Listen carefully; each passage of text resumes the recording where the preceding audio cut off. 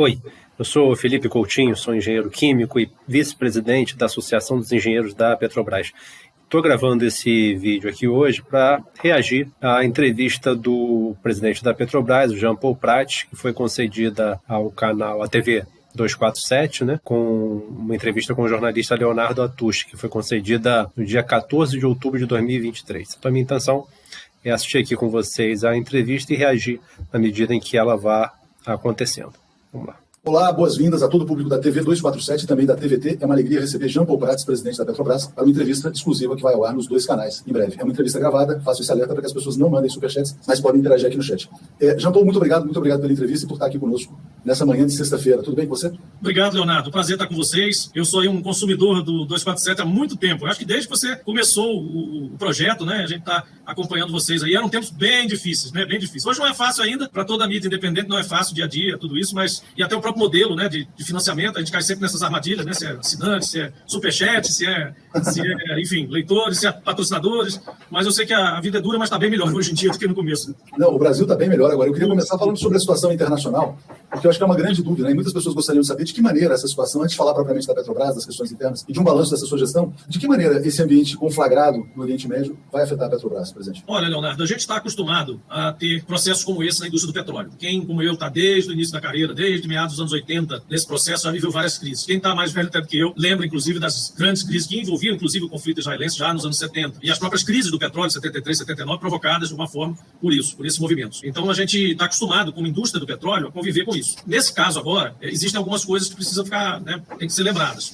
O conflito está se dando num lugar em que, independente, claro, da sensibilidade enorme, humanitária, o processo todo, a gente não está aqui sendo frio em relação a isso, mas fazendo análise do ponto de vista meramente operacional da indústria do petróleo, é uma área que não tem importância, né, do ponto de vista produção do petróleo, escoamento do petróleo. É uma área que está fora daquele circuito que seria, por exemplo, quando houve a invasão do Kuwait pelo Iraque, onde foram explodidos campos de petróleo. Quando houve a guerra Irã-Iraque também, onde, inclusive, a própria Petrobras teve o quinto maior campo da história, que foi descoberto pela Petrobras no Iraque, e o Saddam Hussein pagou a Petrobras para fechar o poço, porque ele ia fazer uma guerra, e fez uma guerra ali, eram instalações de petróleo de um lado e de outro. Então você não tem aí, por exemplo, uma situação como às vezes ocorre em países como Nigéria, Sudão, onde existem sublevações que acabam visando instalações de petróleo para justamente cortar a fonte de receita do governo de ocasião. Então nada disso está acontecendo. Então, aparentemente, embora tudo tenha a ver com petróleo sempre, ainda na humanidade, não é exatamente o fundo absoluto da questão, a questão do petróleo. É uma questão histórica, um conflito que nunca se resolveu em função, como todos já têm discutido a sua reforma hoje, da questão da resolução da ONU, enfim, tudo isso, mas tem menos a ver com petróleo. Onde é que isso pode desbarrar nesse processo do petróleo e por que ainda há determinadas oscilações,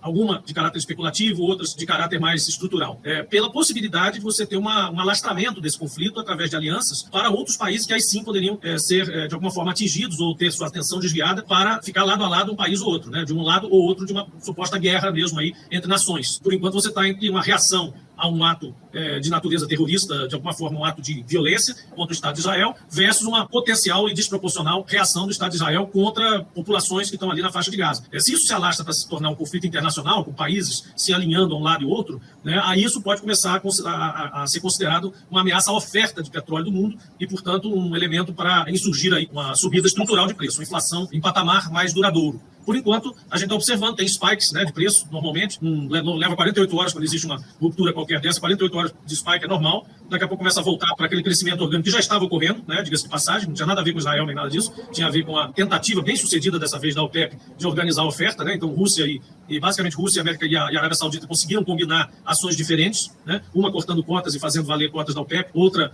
cortando praticamente o suprimento de diesel para fora da Rússia durante alguns meses, então aquele diesel russo que estava chegando aqui parou de chegar, por exemplo, e parou de chegar a muitos lugares, eles começaram a economizar diesel com medo de faltar para a movimentação lá na Ucrânia, né? Isso tem mais a ver com a alta do preço recente, tem mais a ver com isso do que com propriamente o conflito Israel-Palestina. Então é o seguinte, a pergunta ela foi bastante direta com relação ao impacto na Petrobras. A gente pode extrapolar o impacto na Petrobras e no Brasil desse conflito recente no Oriente Médio, né, entre Israel e o grupo Hamas da Palestina. Então, esse tensionamento geopolítico na região tende a pressionar os preços do petróleo para cima, a elevação do preço do petróleo no mercado internacional, é algo que já começou a ver logo depois das primeiras notícias sobre esse conflito, né? E a pergunta, então, nessa conjuntura internacional, nessa questão do agravamento de uma crise de natureza geopolítica, qual o impacto que isso teria para a Petrobras? Aí eu poderia até extrapolar para o Brasil. O presidente da Petrobras, Jean Paul Prats, ele falou diversos assuntos aí, mas não abordou qual o impacto para a Petrobras Petrobras e para o Brasil. O que acontece é o seguinte, o Brasil ele é superavitário na produção de petróleo. São exportados todo dia do Brasil 1,5 milhões de barris. 1,5 milhões de barris por dia são exportados. Isso significa algo da ordem de 45% do que se produz de petróleo no Brasil, que é exportado. E desse volume exportado, 60% é feito por multinacional estrangeira. Bom, essa não é uma realidade que me agrada. Eu acho que isso deveria ser revertido, né? O Brasil deveria priorizar o uso do seu petróleo, não deveria permitir a exportação do petróleo cru, muito menos por multinacional estrangeira. Mas ocorre o seguinte, o Brasil é, de fato, superavitário na produção de petróleo, tem uma capacidade de refino que está em linha, muito próxima da capacidade de demanda aqui dos produtos derivados dos combustíveis no Brasil. Uma necessidade de importação residual, caso aconteça, pode ser feita pela Petrobras. Então, diante desse cenário de um conforto no sentido de ter a autossuficiência no petróleo, um parque de refino capaz de processar a maior parte da demanda por combustíveis no Brasil e dispondo da Petrobras, podendo fazer importação de combustíveis, caso necessário, os volumes residuais sendo feitos pela própria Petrobras, isso dá ao Brasil uma vantagem muito grande em relação a países dependentes da importação de petróleo. Então é isso que deveria ser dito pelo presidente da Petrobras. Deveria afirmar que o Brasil pode, num cenário de crise geopolítica internacional e aumento significativo dos preços do petróleo, o Brasil pode ficar protegido, né? Pode ficar numa situação confortável, né, onde a Petrobras possa garantir o abastecimento do mercado nacional aos menores custos possíveis. É isso que deveria ser dito. Não foi dito. Infelizmente, o que dá a impressão de que essa volatilidade e esse aumento dos preços no mercado internacional pode ser trazido para o Brasil, que, aliás, é o que vem acontecendo, porque essa direção da Petrobras, apesar de ter anunciado a mudança da política de preços, né, em maio desse ano, na prática, a política de preços paritários de importação tem sido mantida. Então, ela mudou na retórica, mas não mudou na prática. Esse assunto vai vir a seguir na entrevista, a gente vai poder abordar em mais detalhes. Mas a questão aqui é o seguinte, qual o impacto para o Brasil e para a Petrobras? Claro que existe sempre algum impacto da elevação dos preços no mercado internacional, mas diante da autossuficiência que o Brasil tem e da disponibilidade da Petrobras com seu parque de refino e sua capacidade de importação de volumes residuais de combustíveis, o que deveria ser dito é que o Brasil e a Petrobras estão muito bem e podem inclusive, ter vantagens competitivas, né, com outras empresas e outros países, na medida em que no cenário internacional vai ficar pressionado, né, vai ficar pressionado por custo de energia alto, vai reduzir a competitividade das economias que dependem do petróleo importado, vai reduzir a produtividade do trabalho desses países que dependem de energia cara. Isso pode ser uma vantagem para o Brasil na medida em que o Brasil dispõe de energia barata e seus próprios recursos estando disponíveis a preços justos e competitivos, coisa que a Petrobras pode fazer na medida em que ela é extremamente eficiente e tem custos muito baixos. Então, eu acho que é esse ponto que eu gostaria de colocar nessa primeira pergunta. Vamos seguir. Muito boa essa explicação inicial, e eu queria te perguntar duas coisas. Quer dizer, como foi dito, né, os preços já vinham subindo antes mesmo da guerra. Queria te perguntar se o risco maior é um alastramento para o Irã, né, e mesmo que não haja, vamos dizer assim, uma disparada dos preços, em relação ao aumento que já vinha acontecendo, isso afeta a política de preços da Petrobras? E eu queria te perguntar exatamente sobre isso na primeira questão interna. Efetivamente, a política de preços mudou, né, na medida da promessa feita pelo presidente Lula de abrasileirar os preços dos combustíveis no Brasil? Bom, são perguntas bem distantes uma da outra, embora pareçam muito uma leva a outra, né? Mas a questão do Irã, por exemplo, sinceramente, não acredito que nesse momento o Irã se coloque oficialmente ou venha a participar de uma escalada para ir desse nível para uma guerra internacional. Talvez ele aguarde um pouco mais, né? E os países todos estão, de alguma forma, observando a situação toda para ver com que tipo de proporção, né? Embora já seja de alguma forma de caráter bem exagerado o processo de atingir a faixa de Gaza de forma indiscriminada, né? De sair tocando míssil lá em cima da população, mandando a população se mover do norte para o sul, como se fosse gado, assim, que não tivesse casa, não tivesse, mesmo precariamente, alguma vida, né? Sedimentada ali. Então, isso já é uma violência, já é um processo bem rude, né? Se tratando de buscar aí a soltura de reféns e tudo isso, enfim.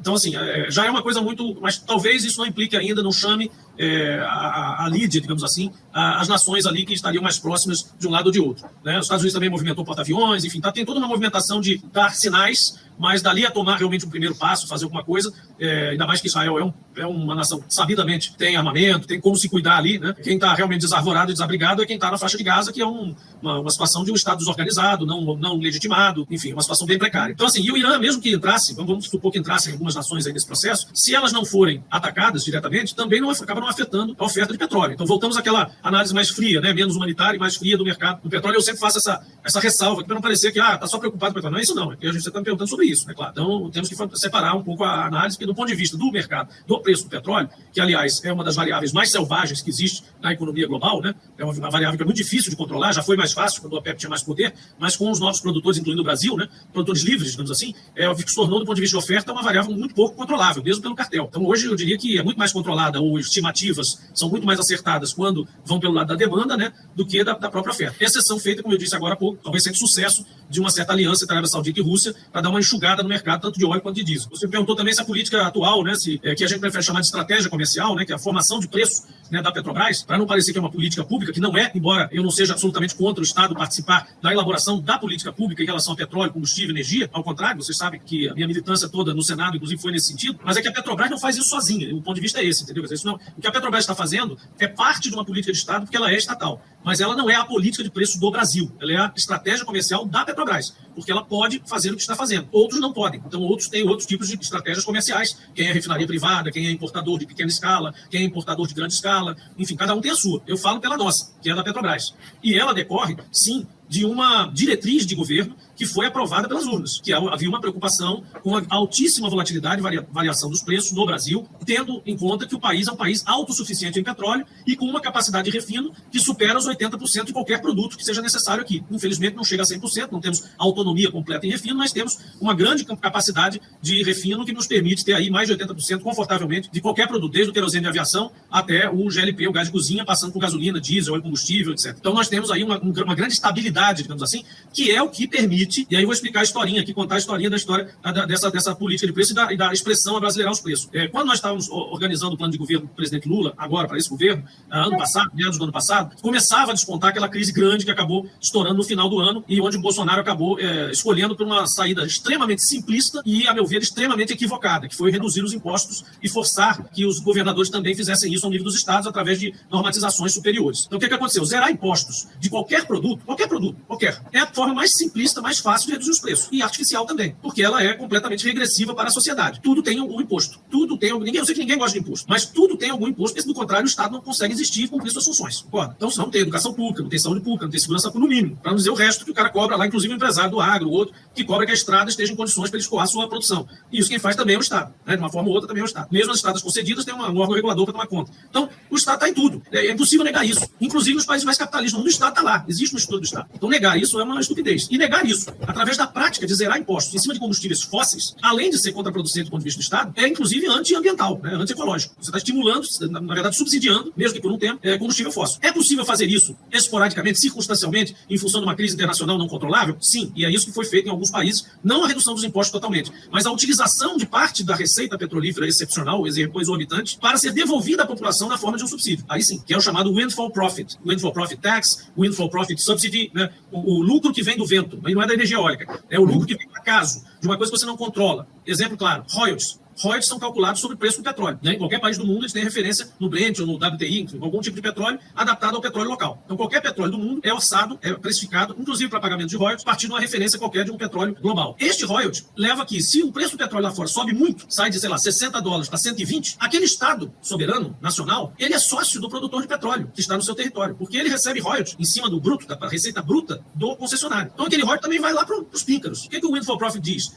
Se você, Estado brasileiro, inglês, o que for, lucrou exorbitantemente, uma coisa que você não controla, isso não tinha nada a ver com você não tem mérito nenhum, não aumentou a atratividade, não aumentou nada dali, é lícito, o Estado mesmo decide isso, o parlamento, é lícito você pegar parte desse dinheiro e devolva à população na forma de um subsídio, seja num combustível social, seja num cupom, seja de alguma forma os países encontraram saídas. Bolsonaro preferiu simplesmente zerar o imposto, que é, como eu disse, uma estupidez. O que é que nós viemos fazer aqui? O que é abrasileirar o preço? Durante a discussão do plano de governo, o presidente Lula ouvindo a gente, falando olha, como é que funciona isso, como é que pode ser, como é que podia ser, como é que é o absurdo do PPI, etc, tem discurso que todo mundo já conhece. Ele diz assim, cara, isso é simples. O que você estava falando aí, nada mais é do que abrasileirar os preços. Pronto, genial. É exatamente isso. O que é abrasileirar os preços? Não é se desgarrar totalmente da referência internacional, virar uma Venezuela com preço totalmente artificial e colocado pelo governo. Também não é seguir cegamente a paridade de importação como se nós não produzíssemos uma gota de óleo, mas é levar em conta, na proporção devida, a vantagem de se ter óleo no seu próprio território e a vantagem de se ter um parque de refino próprio. Isso é abrasileirar o preço. E nós fizemos isso. E ao invés de ter mais de 100 ajustes ao longo do ano, nós vamos ter aí 4 ou 5 esse ano. E só isso já dá estabilidade brutal para a economia. Foi perguntado se a política de preços tinha mudado. O que o presidente da Petrobras, Jean Paul Prat, responde, basicamente, que a política de preços mudou de nome, dá um outro nome para a política de preços, e também que a frequência dos reajustes diminuiu. Agora, o fato da política de preços da Petrobras ter mudado de nome e de que a frequência dos reajustes diminuiu, não quer dizer, em absoluto, que a política de preços mudou. Aonde você verifica a política de preços? Nos preços praticados pela Petrobras. Então,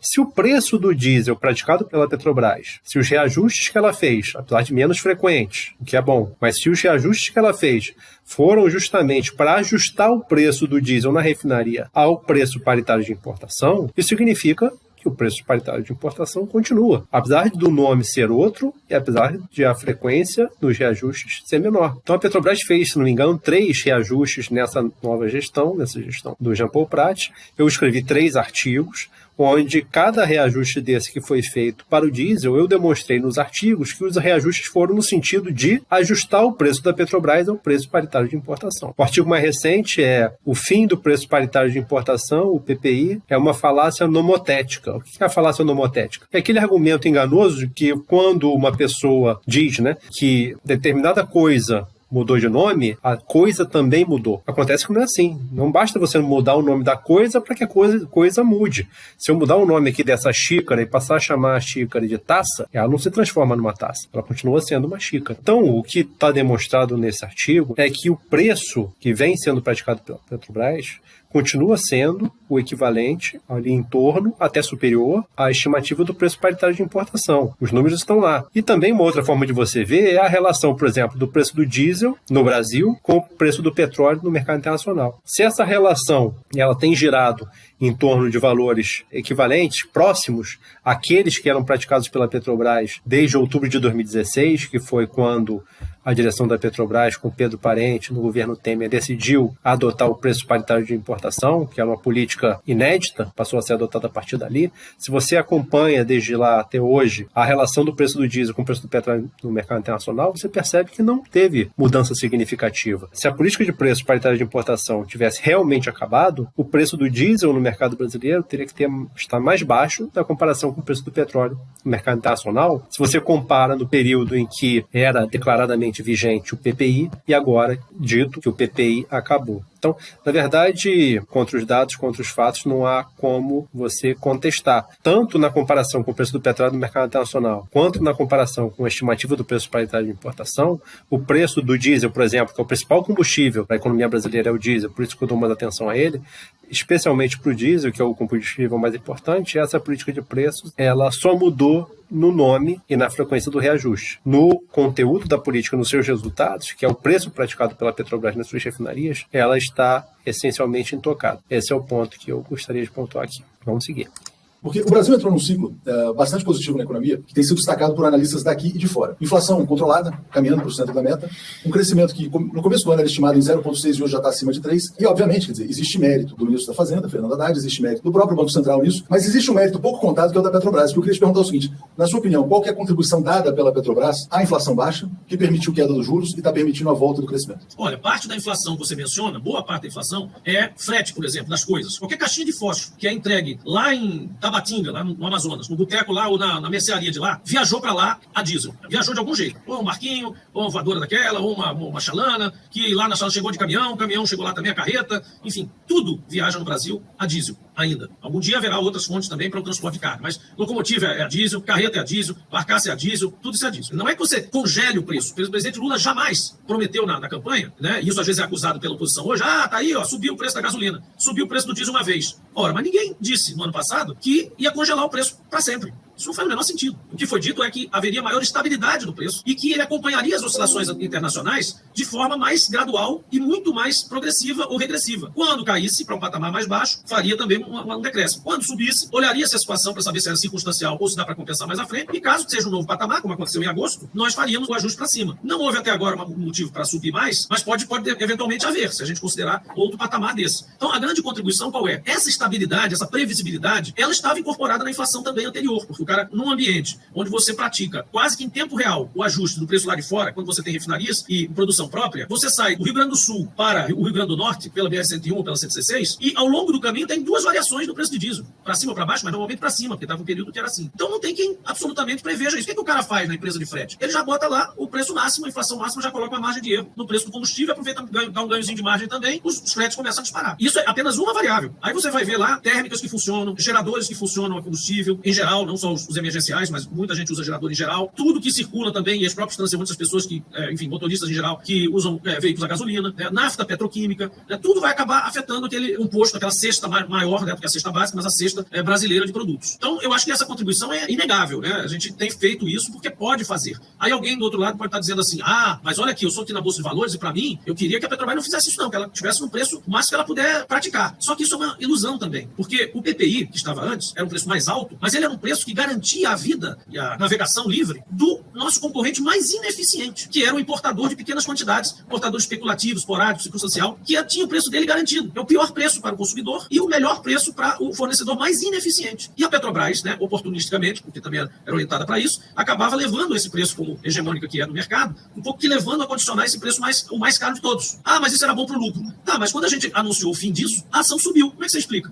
Bom, então, sobre esse ponto da inflação, comentar, né? Essas políticas da Petrobras contribuíram para segurar a inflação, né, o que teria possibilitado aí o início de um ciclo de redução dos juros. Na verdade, assim, esse aspecto que o Jean Paul Prat coloca da volatilidade dos preços, né, a redução da volatilidade, a redução da frequência dos ajustes dos preços da Petrobras, isso eu reconheço realmente é um aspecto positivo, né, você diminuir a frequência dos reajustes, isso traz uma estabilidade maior e essa estabilidade maior, quer dizer assim, segurança, que é pelo outro lado menor, né, permite que os preços das empresas que usam os combustíveis da Petrobras podem ficar mais estáveis, né? Então, nesse sentido, certamente foi uma contribuição para o controle da inflação. Mas, por outro lado, aspecto mais importante, que é o preço em si, os preços que têm sido praticados pela Petrobras em si, não contribuíram significativamente para o controle e redução da inflação, né? Um exemplo claro disso foi o último reajuste que a Petrobras fez em agosto de 2023, se não me engano, foi de 26% de aumento para o diesel e 16% de aumento para a gasolina. Uma pancada só. Como é que um aumento de 26% para o diesel e 16% para a gasolina pode ter um lado positivo para o controle da inflação? Muito pelo contrário, né? Foi extremamente nocivo para o controle da inflação. Na verdade, esse reajuste, assim como os outros que foram feitos anteriormente, apesar de estarem acontecendo numa frequência menor, todos eles foram no sentido de ajustar os preços da Petrobras ao preço paritário de importação. Aquele mesmo preço paritário de importação que, na retórica, se diz que acabou. Mas não basta mudar o nome da política de preço, é preciso mudar o preço em si. O preço do diesel, em especial, continua atrelado ao paritário de importação. Quando você verifica tanto pela estimativa do preço paritário de importação, quanto na comparação do preço do diesel no Brasil com o preço do petróleo no mercado internacional. Então, essa política de preço, o preço em si, o reajuste de 26% para o diesel e 16% para a gasolina em agosto, são os principais fatores que vão no sentido contrário da gente entender que não, a Petrobras, infelizmente, não tem contribuído de forma efetiva para o controle da inflação no Brasil. Se a Petrobras mudar de fato a política de preços e praticar preços mais baixos, especialmente para o diesel, aí sim ela vai contribuir para o controle da inflação, para o aumento da produtividade do trabalho, vai contribuir para que o Brasil possa consumir mais energia, porque a energia vai estar barata, vai ser mais viável para as empresas, para as pessoas, para a economia em geral, consumir mais energia e ao consumir mais energia gera crescimento econômico, condições para o crescimento econômico, aumenta a produtividade do trabalho, então na divisão internacional do trabalho você tem energia mais barata no Brasil, permite que a gente tenha mais e melhores empregos no Brasil, porque ele vai ficar mais competitivo com as outras economias do mundo. Então tudo isso poderia estar acontecendo, mas em virtude da manutenção da política de preços paritários de importação, apesar de ter outro nome e uma frequência menor de reajustes, isso tem contribuído no sentido contrário, no sentido de não controlar a inflação e no sentido de tirar a competitividade da economia brasileira. Então, vamos seguir. Mudou a estratégia comercial? A questão dos dividendos também vem tendo alterações, eu quero te perguntar sobre isso, mas as ações se valorizaram. Por que as ações sobem numa estratégia que deixa de priorizar, vamos dizer assim, os ganhos de curtíssimo prazo? Porque, felizmente, a Petrobras não depende apenas de acionistas de curto prazo. Porque, felizmente, a maioria dos acionistas realmente estruturais para a composição, digamos, do lado privado do capital da Petrobras é feita de acionistas conservadores controladores, evidentemente no sentido financeiro, tá? E acionistas que têm, por exemplo, fundos de pensão e fundos soberanos, têm compromissos de rendimento de longo prazo. Então, a maior parte dos acionistas que realmente faz diferença para nós são acionistas que precisam pagar aposentados daqui a 30, 35 anos. Então, eles sabem o que eles querem ver, mais do que lucratividade máxima de curto prazo, eles querem ver na Petrobras um mega transatlântico que consegue atravessar oceanos enormes e chegar do outro lado. Ele quer ver uma empresa que daqui a 70 anos vai estar aqui, ainda dando um lucro comportado, um lucro estatal, com algumas vicissitudes que ela precisa superar, tanto pelo papel estatal quanto pelo papel de empresa no mercado de ações, navegando entre essas duas coisas, mas certamente uma empresa longeva. Ele quer ver isso. E foi isso que ele viu quando nós tomamos essas duas atitudes. Ele disse, cara, esse PPI estava sendo uma lucratividade esporádica, porém, o market share, por exemplo, da Petrobras nas regiões estava caindo. As nossas refinarias estavam operando a 70% a 75% do fator de capacidade delas. Nós agora estamos a 97%. Então, nós estamos produzindo mais para um mercado cada vez maior, quer dizer, a gente está conquistando fatia de mercado de volta, que a gente perdeu muita fatia de mercado em várias regiões, por conta de se favorecer, como eu disse, o preço mais ineficiente, do concorrente mais ineficiente. E a nova política de preços é essa. Ela se traduz no seguinte, a Petrobras consegue ser a sua opção melhor em qualquer região do país. E quando ela não consegue ser, por uma falta de, claro, cumprir toda a necessidade de refino que o país tem, ou por uma questão circunstancial de logística, ela aí sim ela diz, olha, não dá para mim, vai entrar o importado. E o importado tem que fazer muito esforço para entrar ali. Então, todas essas forças atuam a favor, como deve ser, do consumidor e não do vendedor. O comprador é que, de alguma forma, manda nesse preço. Se a gente não chegar num preço melhor no centro-oeste, no nordeste, no sul, no extremo sul, no norte, alguém vai chegar com um preço parecido. Mas para chegar perto do preço da Petrobras, o cara não vai mais poder ser um importador simplista que chega ali oferecendo qualquer preço, porque ele não está mais garantido pelo PPI. Vou acompanhar essa tese agora. O preço das ações da Petrobras na Bolsa subiu recentemente e o presidente da Petrobras ele está associando esse fato a uma qualidade, um aspecto, uma natureza, a natureza do acionista da Petrobras. Ele disse que o acionista da Petrobras, diferente dos demais, possivelmente, provavelmente, ele é um acionista que tem visão de longo prazo. E por ter visão de longo prazo, reconheceu na política de preços e nas demais políticas da atual gestão que essa atual gestão estaria comprometida com o longo prazo. Então, como ele é um acionista que está pensando no longo prazo, ele viu que as políticas dessa direção do Jean Paul Prat também está visando no longo prazo, então eles decidiram comprar mais ações e por isso as ações subiram. Essa é a tese. Mas veja, a gente sabe que existem muitos fatores que influenciam na variação do preço das ações na Bolsa. Existem muitos tipos de acionistas da Petrobras e de outras empresas, acionistas que têm objetivos diferentes. Isso existe, certamente. Mas veja, o preço do petróleo recentemente tem aumentado. E isso, existe uma correlação que é bastante óbvia e se observa isso sempre,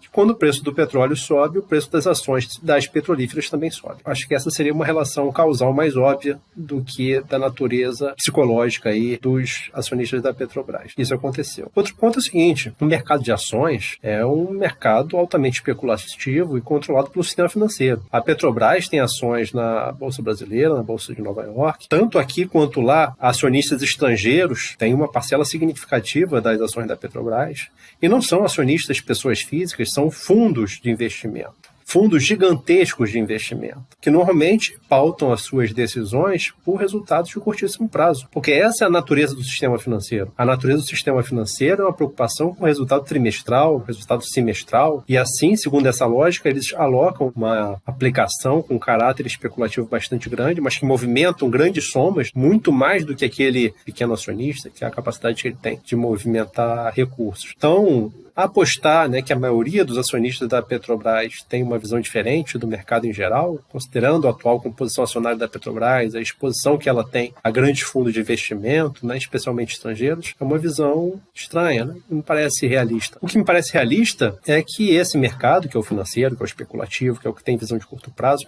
ele observou as políticas da atual gestão da Petrobras e percebeu que essas políticas não mudaram em relação às gestões anteriores do governo Temer e do governo Bolsonaro. A política de investimentos, a política de distribuição de dividendos, a política de conteúdo local, a política de preços, são essencialmente as mesmas. Então, se aquelas políticas que vinham sendo praticadas são políticas que interessam aos fundos de investimento com visão de curtíssimo prazo, se essencialmente elas continuaram, esse mercado, esses fundos, continuaram comprados em Petrobras, especialmente quando o preço do petróleo sobe. Então, o que a gente observa? Por exemplo, a política de distribuição de dividendos, distribuição altíssima de dividendos, investimentos extremamente baixos, se comparados aos dividendos e se comparados ao histórico da Petrobras. Tudo isso vem acontecendo desde 2016, agravado a partir de 2021, especialmente a distribuição de dividendos.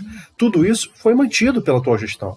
Isso eu tenho artigo, a cada resultado trimestral eu faço um artigo analisando a distribuição de dividendos e os investimentos feitos pela Petrobras. Então, eles são essencialmente os mesmos, a mesma lógica, a mesma política de distribuição de dividendo trimestral foi mantida. A mesma política de investimentos muito baixas foi mantida. O conteúdo local nos investimentos, não existe política nessa direção, assim como não havia nas anteriores. A política de preço só mudou no nome, na frequência do reajuste. O conteúdo da política de preço continua essencialmente igual. Então, é por esses motivos, pelas principais políticas da atual gestão terem sido mantidas, pelo preço do petróleo ter subido, que favorece também o preço de ação de todas as petrolíferas, e por essas razões, né, que o sistema financeiro, curto-prazista, continua comprando as ações da Petrobras. Se existe uma mudança real da direção da Petrobras, de colocar a direção da Petrobras a serviço do interesse da maioria dos brasileiros, aumentando o investimento, reduzindo dividendos, conteúdo local, substituição de importações, preços justos e competitivos, esses preços das ações precisam cair. E vão cair, porque aquele acionista que movimenta grandes somas, que são fundos estrangeiros, especulando, comprando ações da Petrobras na Bolsa para abocanhar esses dividendos desproporcionais e insustentáveis, esse tipo de capital especulativo certamente vai sair das ações da Petrobras. E não vai ter efeito negativo nenhum para a Petrobras. Vai ser bom para a Petrobras, vai ser bom para o Brasil, vai ser bom para a economia brasileira, mas nada disso aconteceu porque, essencialmente, as políticas continuam as mesmas. Vamos seguir. Você falou que o importante agora para o acionista, né, de longo prazo é uma Petrobras que esteja aí nos próximos 70 anos. A Petrobras acabou de completar 70 anos. Eu queria te perguntar, Jean Paul, quando que você entrou na Petrobras e o que isso representou para você do ponto de vista pessoal? Cara, para mim, absolutamente tudo. Eu vou dizer a você que há alguns anos atrás eu cheguei a pensar que a minha trajetória nessa questão do petróleo tinha acabado, né? E por que eu tô dizendo isso? Porque quando eu entrei na Petrobras, foi no final dos anos 80. E para mim aquilo era fantástico, né? Como para todos que entraram. Primeiro eu já pensava que eu nunca estaria ali, né? Estaria qualificado para estar ali. Quando cheguei, já de cara uma escola enorme, porque eu fui para a área internacional e tive que trabalhar com contratos muito complexos, né? A Petrobras tinha acabado de receber essa indenização que eu falei do Iraque, então a Braspeto, né, mais precisamente, que era a Petrobras Internacional, era uma subsidiária da Petrobras para atuar só lá fora, e ela estava com caixa, então ela estava entrando em muitos países, em muitos lugares, ela estava já no segundo ciclo, depois de ter entrado na Líbia, na Argélia, no Iêmen, em vários lugares ali próximos, países árabes, ela tinha mudado um pouco o direcionamento e começou a participar nessa época das licitações iniciais do Mar do Norte norueguês, do Mar do Norte inglês, do Golfo do México americano, da Colômbia, da Argentina, do Equador. Então nós tínhamos gerentes gerais em todos esses lugares, além de Líbia, Argélia, Iêmen, Sudão, etc e tal, a gente tinha também nessas novas áreas. Eu era responsável por isso, né, com a equipe ali e tal, mas eram 4 ou 5 advogados que tomavam conta desses contratos. A nossa missão era analisar esses países, né, ver a legislação toda, desde a licitação de petróleo, mas até como é que coloca o expatriado lá, os direitos trabalhistas dele, onde é que ele vai morar, qual é a sede, enfim, a gente fazia tudo isso, né, montava sucursais e montava os contratos internacionais lá fora. Então, para mim, eu já caí logo na geopolítica, assim, já lia revistas do Oil and Gas Journal, outros, que eram revistas que contavam as, digamos, fofocas ali das empresas de petróleo, como é que elas estavam se mexendo, quem estava comprando participação aonde, quem estava entrando em tal lugar ou não. É bom lembrar que isso é antes da quebra do monopólio aqui no Brasil, né. Na Braspeto a gente já tinha uma noção de que mesmo que houvesse uma abertura, havia necessidade de ser um contrato forte, soberano, um órgão regulador igualmente forte, um controle bastante forte a ser exercido, uma atividade muito importante. Então, para mim, sempre foi muito importante esse aprendizado desde o início. Quando eu saí, eu continuei trabalhando com petróleo, porque eu fui estudar fora, quando eu voltei, não consegui voltar para a Petrobras, acabei fazendo uma consultoria que era toda de gente ex-Petrobras. Chegou a 120 pessoas, a maior consultoria de petróleo brasileira feita por brasileiros. E a gente se orgulha muito de nunca jamais ter usado dado de empresa de Petrobras, nada, a gente fazia as coisas em cima de dados da ANP, pacote da ANP, e dados de empresas em geral e do conhecimento técnico de cada técnico daqueles. Como a gente não atuava só na área técnica de geologia, tinha várias outras áreas, até de exploração, até lubrificante, a gente cobria, e eram consultorias realmente bastante complexas e que fizeram muita coisa interessante, né, para projetos no Brasil com Petrobras e às vezes até sem Petrobras em outros mercados. Eu nunca me desliguei do petróleo, até que fui para o Rio Grande do Norte, e quando cheguei ao Rio Grande do Norte, por conta de petróleo também, depois decidi mudar minha residência para lá, sede geral da minha vida lá, comecei a trabalhar lá no governo da governadora Vilma de Faria como secretário de energia lá. E em 2007 a gente começou a implantar um plano de energia lá, que aí começou a falar de energia renovável. E aí nós começamos a implantar energia eólica lá, uma parte de energia solar, lutamos para a energia eólica entrar no leilão. Na época o nosso Tomasquim era o coordenador dos leilões federais, nós, na época com a ministra Dilma, depois a presidenta Dilma, nós conseguimos colocar a eólica no leilão de 2009, um leilão exclusivo, que mostrou que a eólica era viável. E a partir daí eu passei a militar nesses dois lados, assim. Eu fiz minha própria transição energética, digamos assim, e hoje a gente está aqui tentando fazer a mesma coisa com a Petrobras, né? Assim, sobre esse ponto que o Jean Paul Prats coloca do histórico dele, né? O Jean Paul Prats ele é mais conhecido pela opinião pública quando ele assumiu a cadeira do Senado pelo Rio Grande do Norte do PT, e ele ficou bastante conhecido da opinião pública em geral a partir da atuação dele como senador. Mas ele tem uma atuação pública bastante ativa no segmento do petróleo há muito mais tempo, né? Ele, durante 28 anos, ele foi empresário, como ele coloca aí, né? Dono dessa empresa de consultoria no segmento do petróleo. Durante 28 anos ele atuou como empresário nesse setor. Ele era uma liderança empresarial, era uma voz muito ativa, que tinha, inclusive, caminho livre nos meios de comunicação empresariais. Então, os jornalões aí, corporativos, né, brasileiros, e davam muito espaço para as opiniões, para os artigos, para entrevistas do Jean Paul Prats, uma voz ativa, né, do empresariado aí do segmento de petróleo e gás no Brasil. O que ele defendia, né? Eu fiz um artigo, Jean Paul Prat Revelado, que foi divulgado antes dele ser nomeado para a presidência da Petrobras, assim como eu fiz para outra candidata que também estava sendo cotada, né? Nesse artigo eu levantei, né, nós levantamos o histórico da atuação do Jean Paul Prat por meio da Biblioteca Nacional, o arquivo digital da Biblioteca Nacional. Durante todos esses anos, nós levantamos tudo que foi publicado, entrevistas, artigos dele nos principais meios de comunicação, jornais, etc. E nesse artigo eu trago as opiniões históricas de Jean Paul Prat. Ele era um ativo defensor da quebra do monopólio estatal exercido pela Petrobras. Então não é que ele, naquele momento, ele estava vivendo passivamente, tentando se adaptar como empresário. Não, ele era uma voz ativa e um defensor ativo, frequentemente estava nos jornais corporativos defendendo a quebra do monopólio da Petrobras. Estão lá os trechos, as referências nesse artigo, Jean Paul Prat Revelado.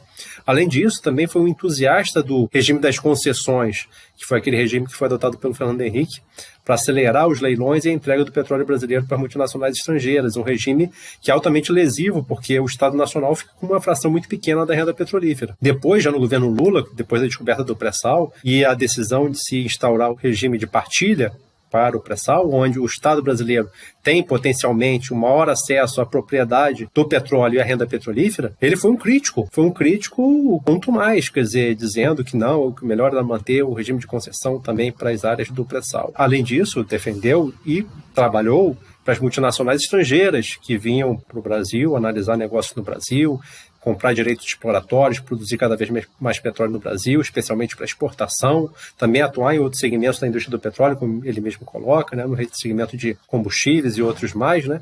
Então incentivou e defendeu que a Petrobras reduzisse a sua participação relativa em todos os segmentos da cadeia do petróleo, em favor dos interesses das multinacionais estrangeiras, que eram os seus clientes na empresa de consultoria. Então, mas ele era assim uma voz ativa e frequente, sempre com essa visão, que foi exposta no artigo Jean Paul Prat Revelado, colocando ali todas as referências. Ali no artigo mesmo eu digo, quer dizer, se ele fosse nomeado, além de não esquecer o histórico, porque a gente não pode esquecer fatos históricos, a gente ia analisar a sua atuação concreta à frente da Petrobras. Quer dizer, não basta conhecer o histórico e discordar do histórico, porque a posição histórica da Petrobras sempre foi diametralmente oposta dessas posições defendidas pelo Jean Paul Prat. Apesar disso, a gente precisa analisar a atuação dele agora que ele está presidente da Petrobras, o que ele está fazendo e, em especial, o que ele está deixando de fazer à frente da direção da Petrobras. Então é esse o cuidado que a gente tem numa análise, numa avaliação cotidiana e justa da atual gestão, conhecendo o histórico, não esquecendo o histórico do presidente, mas analisando concretamente o que ele vem fazendo e deixando de fazer. Então essa a nossa postura e é o que está dito no próprio artigo divulgado antes da nomeação dele.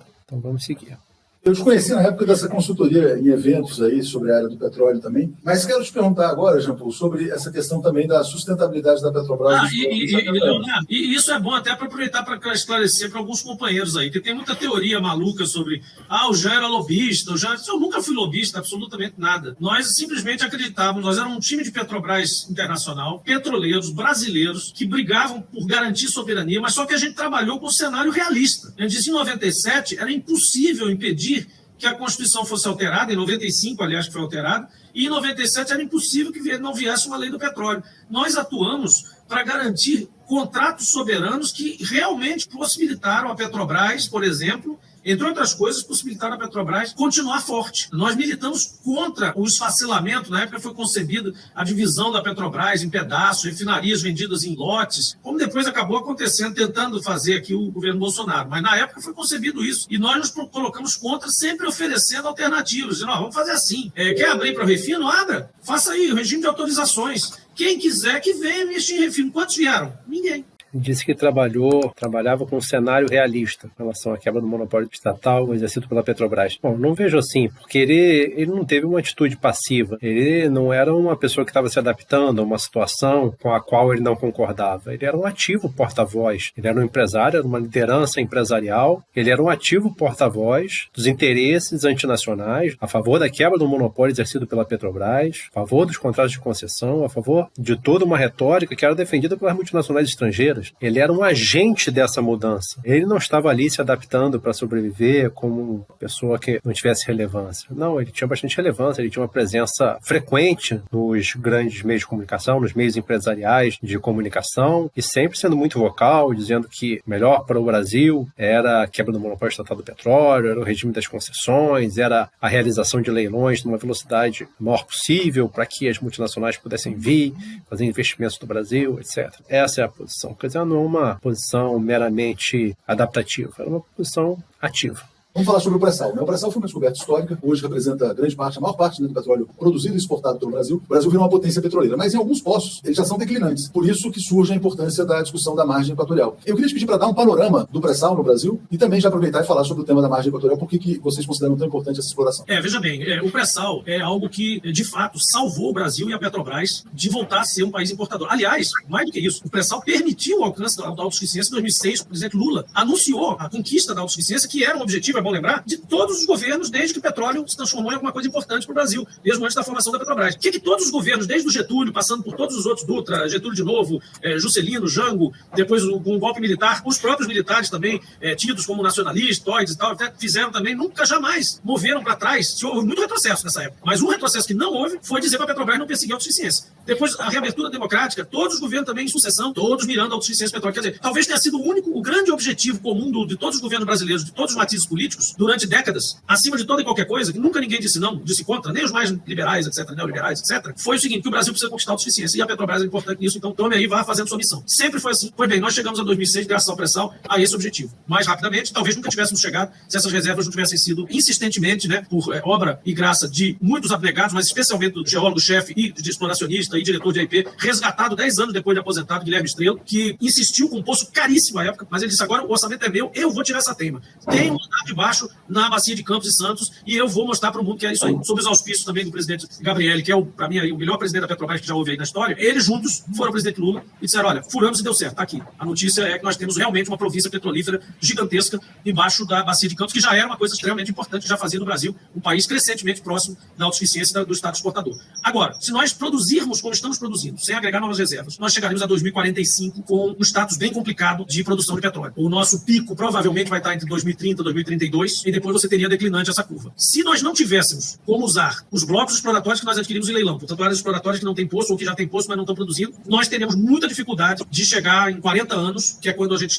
ainda considera que o petróleo seja importante, 40, 50 ou 60 anos, a gente teria que se tornar um importador inveterado. Aí já não é nem um detalhe, é que a gente vai estar importando petróleo altamente carbonizado de outros países, grandes exportadores árabes, a gente voltaria praticamente para aquele status opepiano dos anos 70. Então a gente não quer isso, é verdade. A gente tem condição de não só produzir o que a gente já tem de reserva aprovada, como ir atrás de novas fronteiras, onde a Petrobras é a operadora mais eficiente do mundo em offshore para fazer isso, e provavelmente será um óleo muito mais descarbonizado, e aí eu explico logo o que é isso, do que todos os óleos do mundo, que estariam uma opção para nós. E o que é descarbonizado? Ele tem conteúdo de carbono menos agressivo e, principalmente, nas suas atividades, ao longo da sua cadeia produtiva, ele mitiga muito mais as emissões. Então, por exemplo, você trabalha com plataformas all electric, você trabalha com logística e com outros aspectos de eficiência energética e eficiência na produção de petróleo, você reinjeta CO2, que é uma emissão muito importante da produção e do gás e do petróleo. Nós hoje já somos o maior programa de injeção de CO2 do mundo. Cerca de 22% do CO2 reinjetado no mundo é injetado pela Petrobras na produção. Mas você diz, mas isso aí você que está tirando, você tem que reinjetar. Sim, só que os outros tiram e jogam na natureza. Os outros tiram e deixam junto com a produção de petróleo. Nós tiramos e reinjetamos. Então a gente meio que mitiga os efeitos do nosso petróleo, digamos, mais descarbonizado que outros que estão por aí. Então é melhor que a gente vá pagar royalties para nós mesmos, que a gente vá explorar uma margem equatorial, por exemplo, com todos os cuidados, atendendo a todo e qualquer critério e exigência que o IBAMA venha a fazer. Qualquer um.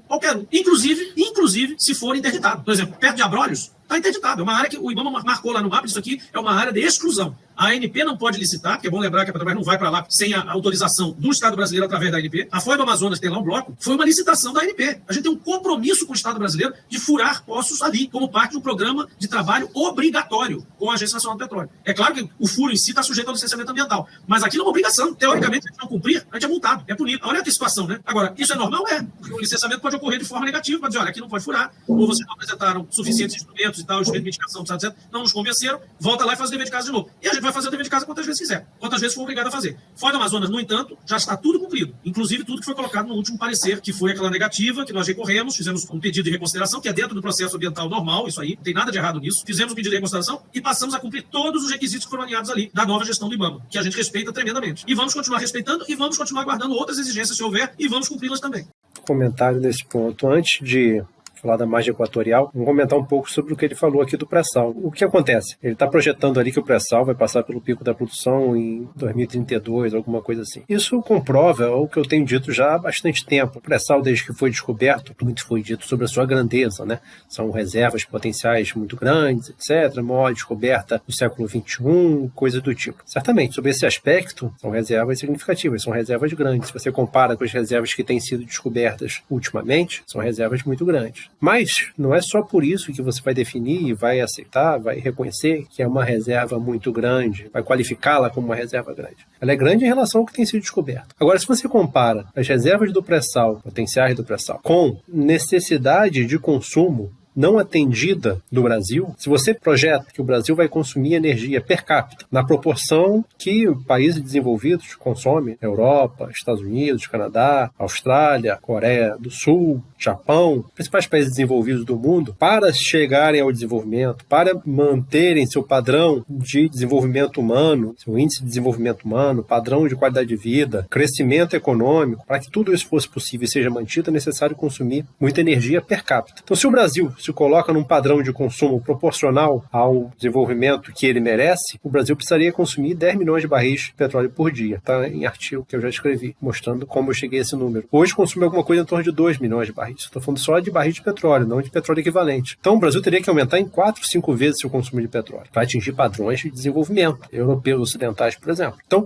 para que isso seja possível, é necessário que o Brasil tenha os seus próprios recursos mais baratos possíveis, no sentido de custo de produção, e o pré-sal dá essa oportunidade. Acontece que a opção que o Brasil tomou foi a opção de acelerar os leilões para a concessão dos direitos exploratórios no pré-sal, em grande medida para multinacionais estrangeiras, e o resultado disso é que hoje o Brasil está numa situação do tipo colonial e primário exportadora de recurso primário, petróleo cru. São exportados 1,5 milhões de barris por dia de petróleo cru do Brasil, sendo mais de 60% por multinacional estrangeira. Enquanto isso, se prevê que em 2032 a gente já vai entrar numa curva, né, segundo o presidente da Petrobras, numa curva descendente da produção do pré-sal. Veja, qual o destino que foi dado a essa reserva? O destino que foi dado foi exportação por multinacional estrangeira. Não se tem tomado o devido cuidado com uma reserva que é estratégica e deveria estar sendo usado em benefício do Brasil. O Brasil deveria fazer o que os Estados Unidos fez na maior parte da sua história em que se desenvolveu, proibir a exportação de petróleo cru. O Brasil deveria limitar severamente a exportação de petróleo cru, idealmente proibir e, talvez, uma estratégia diferente, taxar severamente a exportação de petróleo cru. Infelizmente, o presidente da Petrobras, numa taxação provisória que o governo Lula adotou, que nós elogiamos, apesar de ser provisória e apesar de ser muito baixa a alíquota da taxação de exportação de petróleo cru, o Jean Paul Prat foi um crítico, criticou o próprio governo por estar adotando essa taxa. Na verdade, a taxa deveria ser muito maior e deveria ser permanente, não provisória, justamente para que o petróleo brasileiro seja utilizado no Brasil e não exportado por multinacional estrangeira, levando o Brasil a uma perspectiva, inclusive, de insuficiência de petróleo, considerando que consome muito pouco. Imagina se consumisse o que precisa consumir, que é 4, 5 vezes mais do que consome hoje. Então essa é a primeira abordagem com relação a como se trata do pré-sal. Aí ele justifica, né, a necessidade de se procurar na margem equatorial diante dessa iminente queda da produção do pré-sal. A procura de petróleo na margem equatorial, nós também defendemos. É claro que o Brasil tem que procurar, tem que ter o direito de procurar os seus recursos, as suas riquezas, onde quer que elas estejam, desde que seja feito de uma forma responsável, sócio e ambientalmente responsável, coisa que a Petrobras já demonstrou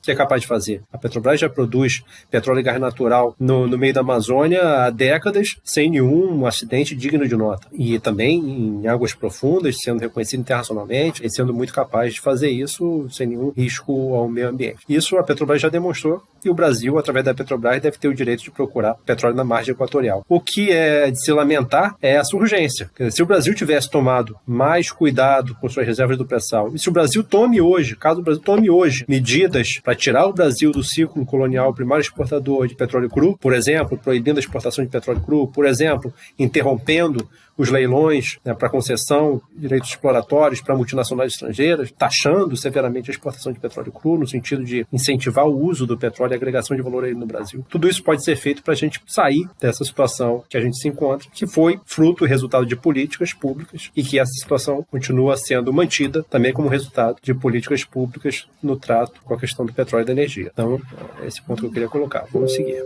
Já houve a primeira autorização no Rio Grande do Norte e vocês então estão confiantes em relação à exploração no Amapá também, que aparentemente no Amapá que existem as maiores reservas, né? São bacias diferentes, não quer dizer que lá na bacia fronte ao Potiguar e Ceará, né, que sejam menos interessantes. A gente não tem ainda, né, o resultado integral da exploração lá do Amapá Águas Profundas. Os geólogos, né, na verdade, a partir dos dados que eles têm sem ainda a perfuração, eles afirmam, né, eles teorizam de que é possível que a gente tenha importantes volumes em função do histórico e da similaridade com os trends lá da Guiana e Suriname. Mas isso também não é certo. O geólogo também sempre diz, olha, só furando é que tem certeza se tem petróleo ou não. Porque você pode ver tudo maravilhoso na linha sísmica e, eventualmente, o óleo ter fluído, porque não tem uma rocha armadilha, como eles chamam, e o óleo estava ali, aparentemente, o reservatório está ali, só que está vazio. O óleo foi embora para outro lugar. Então, isso pode acontecer. Nós só vamos saber furando. Na Potiguar, já existe uma descoberta, nesse local chamado Pitu, né, um prospecto chamado Pitu, ainda não é um campo definido, e esse poço, ele, na verdade, representa um desbloqueio dessa área da margem equatorial, um reconhecimento, né, geral, e um passo a mais, um passo gradual, a nosso ver, que mostra, e vai permitir mais ainda, vai permitir que a Petrobras mostre a todos, ao mundo, que é possível fazer essa operação com toda a segurança. Aliás, já demonstramos isso no teste simulado, chamado APO, avaliação pré-operacional, que o IBAMA pede para fazer tanto na Foz quanto lá na Potiguar. Autorizou na Potiguar, fizemos em uma semana uma simulação de um mega vazamento que chegaria, teoricamente estaria chegando à costa, à praia do Ceará, em Fortim, e lá foram mobilizadas mais de 1.000 pessoas, dezenas de embarcações, desde embarcações próprias a pescadores que já estão treinados para acudir ocorrências como essa,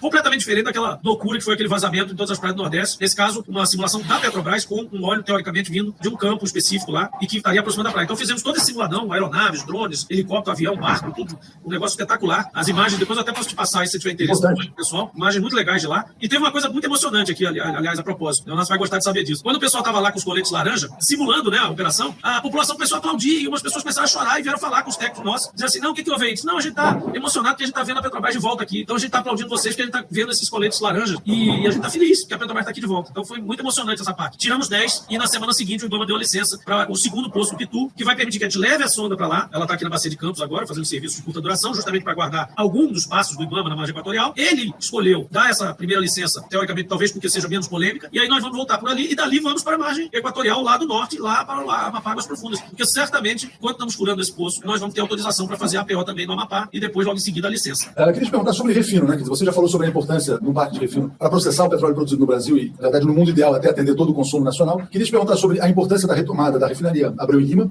e também sobre os planos para o Comperd, para outras expansões do parque de refino no Brasil. Olha só, na verdade, a gente não tem a intenção, pelo menos a gente não está colocando agora no radar, porque não é necessário, construir uma nova refinaria, ou seja, adquirir um terreno, começar uma obra do zero, etc. Nós temos várias instâncias até chegar lá. A primeira instância são os upgrades, os aprimoramentos que podem ser feitos nas refinarias que a gente já tem. Dentro das próprias instalações do nosso refino, melhorando máquina, melhorando processo, melhorando uma série de coisas, o nosso diretor William diz que nós podemos agregar pelo menos 2 reducs num processo interno, apenas de revitalizar e rever vários processos e coisas nas próprias refinarias que nós temos. Isso agrega aí pelo menos 300, 400 mil barris de capacidade. Depois nós temos, como você disse, algumas refinarias que precisam ser terminadas, né? Então você tem Comperj, aqui no Rio de Janeiro, que é um complexo petroquímico maior, etc., mas a gente vai transformar numa coisa mais, uma visão mais moderna, uma revisão daquele projeto original, que já tem bem 20 anos, né? Então a realidade mudou muito. Não que aquilo estivesse completamente errado, era grandioso, etc. e tal, mas estava dentro do quadrado da realidade 2 décadas atrás. Mas agora é outra coisa. Então a gente vai passar por um projeto mais vinculado a biocombustíveis também, e a Renest, que é o segundo trend, que também já vai ser preparado, quer dizer, a gente já está trabalhando as refinarias em geral para trabalhar com óleo vegetal. Tanto que a refinaria de Rio Grande, que é aquela pequenininha, que era da Ipiranga, de 1937, uma refinaria quase que estaria condenada a quase se fechar, né? Eficiente, mais antiga e tal, embora seja um brinco, né, de refinaria, muito bem cuidado, muito bem gerido, ela agora vai passar por um teste para receber óleo vegetal e talvez possa se converter na primeira biorefinaria do Brasil, 100% óleo vegetal, gerando diesel e outros combustíveis, inclusive combustíveis de aviação e tal, de origem biológica. Isso é quase disruptivo, né, do ponto de vista de uma refinaria que consome só óleo vegetal. Nós também estamos colocando óleo vegetal já na Repar e na RPBC em Cubatão. 5% para a fabricação do diesel está vindo de óleo vegetal na refinaria. Isso não é biodiesel, isso não é transesterificação, isso é coprocessamento, uma patente da Petrobras, que antigamente se chamava HBio, não sei se lembra lá atrás, isso tem bem 20 anos essa pesquisa. Pois bem, ela chegou na indústria, ela chegou viável às nossas refinarias. Nós já estamos colocando em 2 refinarias de grande porte, 5% de óleo vegetal, e vamos ainda até o final do ano colocar em mais 2. Depois, ano que vem, mais 2. Então a gente vai ter aí 6 refinarias, mais a refinaria exclusivamente de óleo vegetal. Esse é o novo refino. É um refino já coprocessando óleos vegetais. Então a gente, com isso, ataca 2 expansões de refinarias que eram para se construir no terminal terminaram os upgrades internos, a entrada de óleo vegetal, você consegue já começar a chegar perto do déficit de refino nacional. Se você considerar que talvez o diesel também caia um pouco, você está vendo aí o agro todo se movimentando para usar bagaço de cana, biocombustível em geral nas suas máquinas, você vai basicamente bater o déficit em uma questão de 3 ou 4 anos, entendeu? Você conseguiria cobrir esse déficit, que é uma coisa importante para nós no diesel.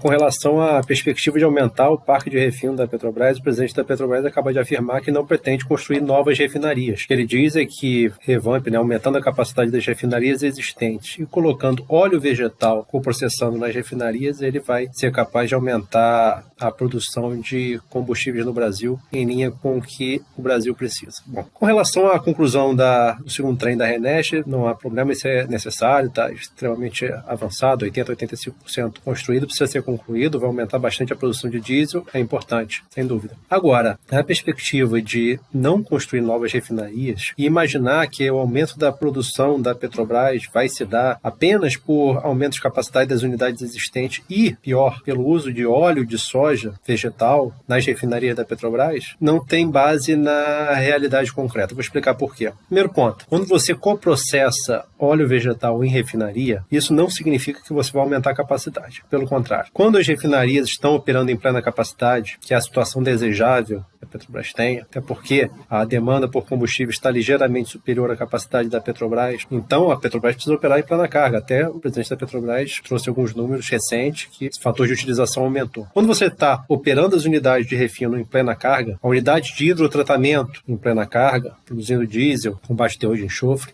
e você decide coprocessar óleo vegetal, você não tem a perspectiva de aumentar a produção de diesel. Pelo contrário, você tem a perspectiva de reduzir a produção de diesel. Porque quando o óleo vegetal entra coprocessando no hidrorefino com o diesel a ser hidrotratado, o óleo vegetal demanda mais hidrogênio, o hidrogênio é um insumo dessa unidade. Na medida em que ele demanda mais hidrogênio, também é necessário um reciclo maior desse hidrogênio pelos compressores. Isso faz com que a carga da unidade precise ser reduzida. Ou seja, quando você coloca, por exemplo, 5% de óleo vegetal numa unidade de plena carga que está hidrotratando diesel, isso significa que você vai ter que reduzir em mais de 5% o diesel que você estava tratando anteriormente. Ou seja, a perspectiva quando você faz isso é de reduzir a produção de diesel e não de aumentar. Esse é o primeiro ponto. O segundo ponto é que esse diesel que você vai passar a produzir vai ser muito mais caro do que o diesel de origem fóssil. Porque se você compara o custo de aquisição, preço do óleo de soja no mercado, que é o modelo que a Petrobras está planejando, então comprar óleo de soja dos grandes produtores e comercializadores, ADM, Bunge, Cargill, Dreyfus, outros grandes produtores de soja, de óleo de soja e soja no Brasil, você compara esse preço do óleo de soja para transformar esse óleo de soja em diesel, isso é muito mais caro do que você usar o petróleo da Petrobras, o preço de equilíbrio desse petróleo, o custo que a Petrobras tem para obter esse petróleo, remunerar todas as atividades da exploração e produção,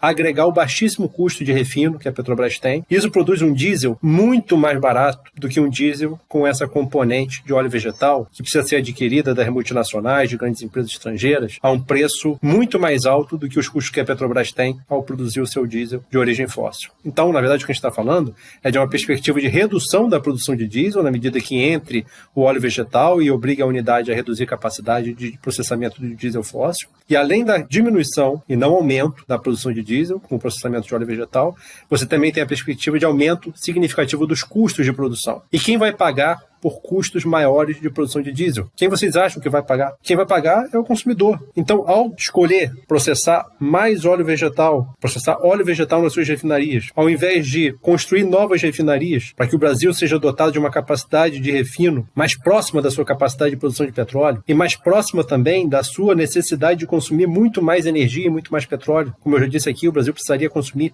até 4, 5 vezes mais petróleo per capita para ter um padrão de desenvolvimento dos países desenvolvidos. Então, o Brasil precisa ter muito mais capacidade de refino. E essa alternativa que está colocada pelo presidente da Petrobras é uma alternativa que reduz a capacidade, que reduz a perspectiva de produção de diesel, coloca o óleo vegetal nas refinarias com uma circulação de caminhões, uma série de infraestruturas que trazem custos elevadíssimos, além do próprio custo, e principalmente do próprio custo do óleo vegetal a ser adquirido de grandes multinacionais aí, de produtoras e comercializadoras desse tipo de insumo. Então, são opções equivocadas, né? E que eu espero que a direção da Petrobras reveja o mais cedo possível, evitando que essas opções, sejam tomadas e que o Brasil decida, sim, aumentar o seu parque de refino e optar pelos combustíveis mais baratos que dispomos, mais baratos de serem produzidos e que podem chegar ao consumidor, ao mercado, chegar à economia, os mais baratos possíveis. E esses são hoje os combustíveis oriundos do seu processamento, conversão, tratamento, aqueles que vêm do petróleo, especialmente petróleo do pré-sal. Então, esse comentário com relação a esse ponto. Vamos seguir.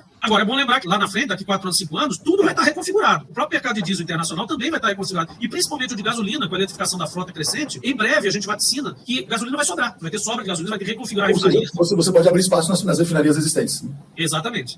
Então, o refino é uma coisa que, apesar de parecer um pouco antiquada, até 10 anos atrás as pessoas diziam, refino é um negócio de não dá mais dinheiro, é aquela maquinona lá, deixa aquilo lá meio enferrujado lá, fica processando petróleo. Hoje, ele se transformou de novo numa atividade industrial quase científica. Você precisa o tempo todo estar ajustando aquilo lá. Não é por outra razão que o perfil do nosso diretor, que agora chama diretoria de processos industriais e produtos, a gente descarbonizou a denominação de refino, né? Ele agora pode tratar de qualquer processo industrial, porque tem matéria-prima biológica também, ele tem um perfil de cara de fábrica mesmo. Ele vai lá para dentro da refinaria, ele sabe cada parafuso daquele o que é que faz. Então a gente está muito bem servido, aliás, em geral, na diretoria como um todo, mas nessa diretoria de refino, porque a gente tem que ter realmente um cientista e um entendedor de máquina. Vamos lá, nosso tempo está esgotando, a gente tem aqui mais 10 minutos, eu queria te colocar duas questões que são também muito importantes. A questão da distribuição, se existe algum plano da Petrobras para voltar ao setor de distribuição, e também a questão Braskem, que está aí pairando no ar, né? De que maneira a Petrobras vai decidir ou não o futuro da petroquímica brasileira. Pois de alguma forma eu posso te dizer que a Petrobras será um protagonista nesse processo, esse de redefinir a petroquímica brasileira. Em relação ao Braskem, claro que a gente aqui não pode conversar sobre negociações mais especificamente, mas o fato, e esse é um fato que todo mundo sabe, é que a Petrobras hoje já é sócia da Braskem, portanto tem uma voz ali dentro, embora estivesse bastante enfraquecido. O próprio senador Renan, recentemente, conversando comigo com a preocupação que ele estava com a questão das indenizações, me disse, poxa, mas você tem membro de conselho, etc.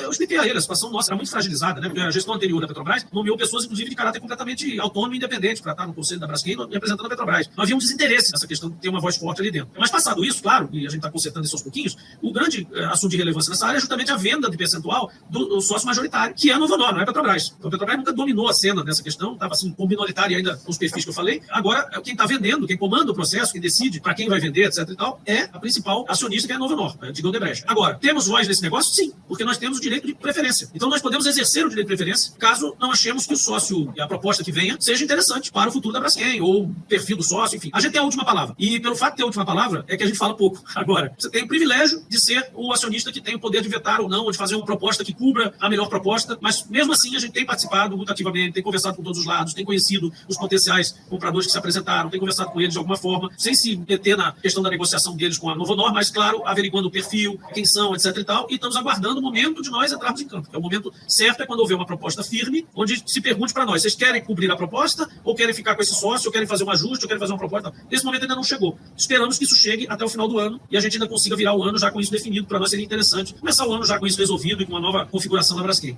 Bom, vamos falar da petroquímica da Braskem, né? Esse assunto de sócio relevante não é suficiente, né? Você não ser o sócio majoritário, você não ser o controlador, você não decide as principais políticas. Na verdade, a Petrobras fica num papel subalterno de viabilizar um negócio privado, né? Não é o papel que a Petrobras deveria ter. Não basta ser um sócio relevante na petroquímica. A Petrobras precisa ter participação de controladora da atividade de segunda geração da petroquímica, assim como grandes petrolíferas do mundo integradas são integradas à petroquímica, são integradas à distribuição, então, mais ainda, né? Imaginar uma empresa de petróleo sem distribuição é uma coisa estranhíssima, né? Mas a distribuição a gente vai falar um pouco mais à frente, né? Mas a petroquímica é a mesma coisa. Se você analisa as companhias petrolíferas internacionais, sejam estatais, privadas, estatais cada vez mais, se integrando verticalmente em direção à petroquímica, por quê? Porque são ali que é onde estão os produtos com maior valor agregado, né? É ali onde você garante o seu resultado empresarial quando os preços do petróleo estão moderados ou até baixos. São situações em que não se controla, a empresa não tem controle, são questões externas à empresa que determinam os preços, né? E quando o preço do petróleo está moderado ou baixo, as atividades que geram valor, que geram caixa, que permitem que a empresa faça investimento, administre dívida, faça investimento em desenvolvimento tecnológico, pesquisa, etc. Todas as atividades que a empresa precisa fazer, esses recursos vêm principalmente do refino, transporte, comercialização, distribuição, petroquímica. Então são segmentos em que a Petrobras precisa estar, mas precisa estar de uma forma relevante no seu controle. Senão ela fica à sombra de uma empresa empresa privada, que tem seus objetivos, tem suas prioridades. Na verdade, a Petrobras fica apenas viabilizando o interesse privado no segmento. E para que a petroquímica no Brasil seja competitiva, quer dizer, para que ela não dependa de subsídios, inclusive subsídios da Petrobras, com preços favorecidos, contratos de longo prazo, para que a petroquímica brasileira não dependa de subsídios e que seja competitiva no mercado internacional, ela precisa ser uma petroquímica associada a uma empresa de petróleo, ou seja, integrada, que ela tenha os seus insumos petroquímicos, as suas matérias-primas, a um custo de produção, não a um custo de oportunidade, um custo de mercado, né? Isso é que permite que a petroquímica brasileira ela possa ser competitiva na comparação com seus pares aí no mercado internacional. Ela está associada a uma grande empresa de petróleo que tenha seus insumos, suas matérias-primas a um custo muito baixo, porque a Petrobras é muito eficiente e ela pode atuar dessa forma. Então é importante que, sem esse papo de sócio relevante, a situação, não, é importante que a Petrobras exerça o seu direito de preferência, assuma o controle da Braskem. Isso é importante para a Petrobras, para o Brasil, para o desenvolvimento industrial brasileiro e para a competitividade da indústria brasileira na comparação com seus pares no mercado internacional. Vamos seguir. Hoje, como eu sempre tenho dito, e alguns parece que não acreditam, ficam jogando boato e forçando a barra. Vai comprar BR, vai comprar Ipiranga, vai comprar não sei o que. Esse dia apareceu mais um aí que a gente ia comprar. Não estamos analisando compra nenhuma de rede de postos. Nenhuma. E não é porque a gente não queira fazer isso, não. Aqueles que têm saudades, eu também tenho, e acho um erro crasso a gente ter feito a venda da BR, porque isso tirou o pé da gente do mercado, afastou a Petrobras do consumidor final, tanto que a nossa comunicação institucional toda hoje é toda voltada para o cidadão, né, para mostrar que a Petrobras faz parte do dia a dia, que a Petrobras tem um sentimento de brasilidade e tal, porque a gente está precisando resgatar isso também. Mas também porque a gente precisa falar para o cidadão mesmo, ele precisa saber que a Petrobras está na vida dele como um todo. A gente não vende mais um latino lubrificante no Brax, a gente não vende mais um plano de fidelidade lá, como era o programa lá de fidelidade que havia. A gente não está mais na loja de conveniência, não está mais no posto, só na marca franqueada. Estamos, claro, trabalhando em duas dimensões. Uma, analisar como, grandiosamente, nós podemos voltar a ter contato com o consumidor final. Se é através da distribuição mesmo, a cadeia de postos, pontos de venda, etc e tal, ou se é de outras formas. E se é só no Brasil ou se é na América Latina em geral. Porque a marca é muito reconhecida. A gente tem licenciamentos no Paraguai e no Chile que vieram aqui prestar contas esses dias. E eu fiquei surpreso, assim, positivamente surpreso, com a diferença que para eles faz ter a marca Petrobras. Faz muita diferença. Eles têm postos próprios e postos com Petrobras. Eles dizem, é 25% mais a venda nos postos Petrobras para da marca Petrobras. Imagina, no Paraguai e no Chile. Então, isso tem um valor. Nós vamos analisar como é que a gente pode aproveitar melhor isso. Isso está mal aproveitado. E outra seara mais específica é no contrato de marca com a própria Vibra. A Vibra é um bom parceiro, são ex-Petrobras, são pessoas que eram da BR também, que estão lá. Então, assim, metade do contingente ou mais lá é gente que também conhece a Petrobras e que o pessoal daqui conhece. É o maior comprador da Petrobras, embora ele não tenha obrigação de colocar nos postos somente combustível Petrobras, que é um absurdo, ou nem dar prioridade, ela, por conta das circunstâncias, por conta de praticamente funcionar colada, depois a gente finaliza, afinal era um grupo 100% Petrobras, ela acaba comprando, sendo o maior cliente da Petrobras. Então a gente também não pode sair também guerreando só porque os caras, de alguma forma, estão fazendo parte do mercado, como se lhes ofereceu participar. É aquilo que eu digo sempre. Ao governo anterior pode se culpar todos os vendedores, mas os compradores nem sempre. Algumas vezes sim, se for comprovada fraude, favorecimento, formação privilegiada, mas até que se comprove qualquer coisa dessas, o comprador não tem culpa. O comprador olhou aquilo ali e disse, vou comprar isso aí. Quem vendeu tem grande culpa. Quem comprou, a culpa tem que ser averiguada, não pode ser acusado a esmo. Então, no caso da BR, que foi uma pulverização de capital, dentro para fora, ela passou a ser a mesma BR, né? Só que ela passou a ter novos acionistas, a gente também não pode fazer declaração de guerra e ficar sair chutando a empresa que é o nosso principal comprador. Então tem que ter calma, tem que conversar, são bons parceiros, são pessoas que conversam bem, nós temos conversado, nós vamos rever esse contrato e vamos ver uma forma, inclusive, de ter parcerias mais próximas para que a marca condiga com o que está sendo apresentado. Porque hoje, o jeito que o contrato foi feito, o posto Petrobras pode vender qualquer combustível. É um negócio absurdo. Vamos comprar um carro de um refrigerante de uma marca, vou dizer a marca, com outra coisa dentro, entendeu? A tubaína dentro. Esse contrato que foi resultado da privatização da BR Distribuidora tem que ser questionado. São condições absurdas, né? Além da condição própria da venda da BR Distribuidora, né, pulverizando seu capital na bolsa, sem cobrar pelo controle da empresa, né, uma alienação pura e simples que foi junto com essa alienação pelo valor da bolsa, também o controle da empresa e foi também a marca da Petrobras e da BR estampado em todos os postos da Vibra pelo Brasil. Isso é um absurdo completo. Isso aí, esse contrato aí tem que ser denunciado, ele tem que ser extinto. E a Petrobras precisa recuperar o seu braço de distribuição. Isso aí por diversos motivos. Motivos empresariais, né, tanto pelos resultados que a Petrobras tem no segmento de distribuição, especialmente importante quando o preço do petróleo está moderado ou baixo, mas também para garantir que o mercado brasileiro de distribuição seja competitivo, para a gente evitar que haja, né, o risco de formação de cartel no segmento de distribuição de combustíveis, porque são poucas empresas muito grandes e que têm chance, têm facilidade de se organizar em cartel quando você não tem uma empresa estatal como é a BR Distribuidora, que foi um dos motivos da sua criação também, ela conhecer toda a cadeia de custos e estar presente no mercado de distribuição com preços justos, de forma a trazer competição para esse segmento que tem potencial de se cartelizar, né? Então é outro aspecto importantíssimo para fazer com que o preço justo que seja praticado na refinaria da Petrobras chegue ao consumidor na velocidade e na medida certa. São esses motivos, né, que são tanto empresariais quanto do ponto de vista estratégico nacional, que levam à conclusão de que é essencial que a Petrobras recupere a sua participação na distribuição. E a direção da Petrobras tem plena condição de fazer isso. Quer dizer, se não faz é porque não quer, tá? Então não é simplesmente se lavar as mãos, dizer que foi algo que foi feito pelo outro governo, que veja bem, eu também não concordo, agora não posso fazer nada.